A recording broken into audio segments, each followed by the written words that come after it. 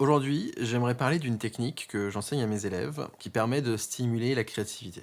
Ça s'appelle les stratégies obliques. Cette vidéo fait partie d'une série de vidéos courtes et informelles pour vous partager une pensée sans prétention qui, je l'espère, va vous apporter un petit peu plus d'inspiration ou de motivation pour créer vos prochaines musiques. Stratégies obliques, c'est en fait une méthode pour favoriser la créativité basée sur un jeu de cartes. Ce jeu de cartes, il permet donc de sortir d'une panne d'inspiration ou d'orienter un choix créatif de manière très ludique. Conçu par Brian Eno et Peter Schmitz, d'une part un musicien, d'autre part un peintre, il est basé, ce jeu, sur le principe de pensée latérale. Donc ça favorise l'innovation en approchant un problème sous un autre angle en fait, et en vous faisant sortir de votre schéma de pensée habituel. Chacune des cartes du jeu, et il y en a 113 dans la première édition, porte une indication apparemment énigmatique, ou du moins sujette à diverses interprétations. Chaque carte offre une contrainte plus ou moins difficile qui est destinée à aider les artistes à briser leur blocage créatif, en encourageant finalement la pensée latérale. Alors, ce que je vous suggère, c'est d'utiliser ce jeu de cartes. Il en existe des versions gratuites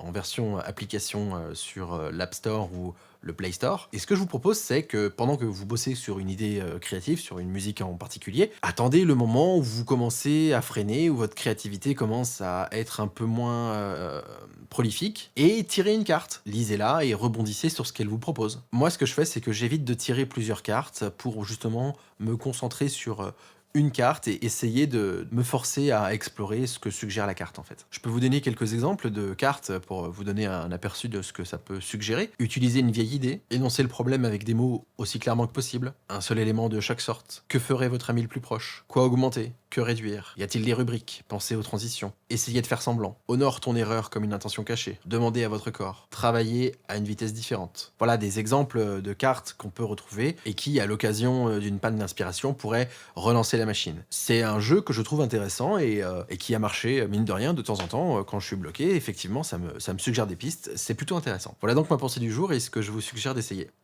Dans cette petite capsule vidéo, on a parlé d'un aspect précis de la composition. Mais j'ai une question qui fait mal. Concrètement, combien de compositions avez-vous créées et achevées au cours des 12 derniers mois? En êtes-vous satisfait? Beaucoup de musiciens raffolent de petits tutos, techniques ou astuces, sans s'apercevoir qu'ils rencontrent un problème plus profond, une vraie difficulté à trouver de bonnes idées musicales et à aller au bout de leur projet. Si vous n'êtes pas satisfait de vos créations cette année, c'est très probablement votre cas aussi. Alors pour vous donner un petit coup de pouce, j'ai mis en place un cours en ligne gratuit qui vous aide à passer de musicien amateur à compositeur inventif. Si tout ça vous parle, allez voir ce cours maintenant, le lien est en description. À plus.